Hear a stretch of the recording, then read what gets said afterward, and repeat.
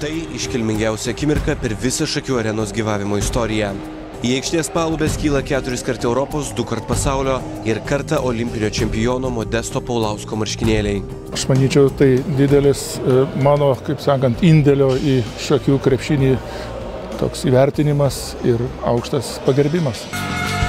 Lietuvos krepšinio fanų komanda Vytis pusfinalyje vos 2 taškų skirtumų įveikusi nacionalinėje krepšinio lygoje debiutuosiančius Kauno technologijos universiteto krepšininkus lemiamame mače susidūrė su rimtu Telšių ekipos pasipriešinimu. Naglumą aikštelį reik turėti.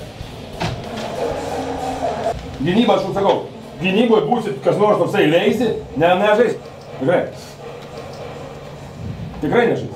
Atsiras, kas žaidžia. Kas nori žais, kas nori laimėti.